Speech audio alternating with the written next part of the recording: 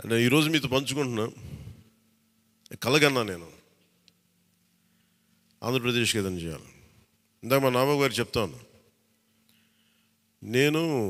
మా నాన్న ప్రభుత్వ ఉద్యోగి. మా నాన్న ప్రభుత్వం జీతం తీసుకునేవాడు, రుణపడి ఉన్నదంటే. నేను కూడా చెప్తున్నాను, నేను రూపాయి తీసుకున్నాను, సంపూర్ణ జీతం తీసుకుంటాను ఎమ్మెల్యేకి. తర్వాత నేను ఇవ్వాల్సింది ఇచ్చేస్తాను, అది పెద్ద పట్టించుకుని. కానీ ఎందుకు తీసుకుంటానంటే, ఆంధ్రప్రదేశ్ ప్రజల సొమ్మును తింటున్నా ఆ బాధ్యత అనుక్షణం గుర్తు చేసుకోవడానికి.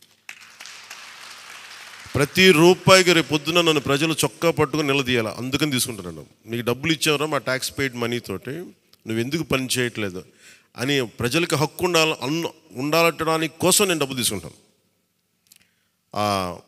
ఎమ్మెల్యేగా జీతం తీసుకుంటాను. చాలా కాలం అనుకున్నాను, ఎప్పుడైనా భవిష్యత్తులో ఎప్పుడు ఎమ్మెల్యే అయితే తీసుకుంటానా లేదా అని అనుకున్నాను. నాకు రూపాయి జీతం తీసుకుంటానని అలా కాకుండా నేను సంపూర్ణ జీతం తీసుకున్నాను. కానీ ఇవ్వడం కూడా దానికి కొన్ని వెయ్యింతలు ఇచ్చేస్తాను బయటికి, అది వేరే విషయం, అది కూడా చెప్తాను. కాకపోతే ఎందుకు జీతం అంటే మనం ఎందుకు తీసుకుంటాం అని నేను ఎందుకు చేస్తున్నాను అంటే, ఈ డబ్బు ప్రజల కష్టం నుంచి, రక్తం, చెమట, స్వేదం నుంచి వచ్చింది. అది ఆ డబ్బు ముట్టుకున్నప్పుడు నాకు బాధ్యత గుర్తు రావాలి. అందుకని నేను అది కూడా నిర్ణయం తీసుకున్నాను.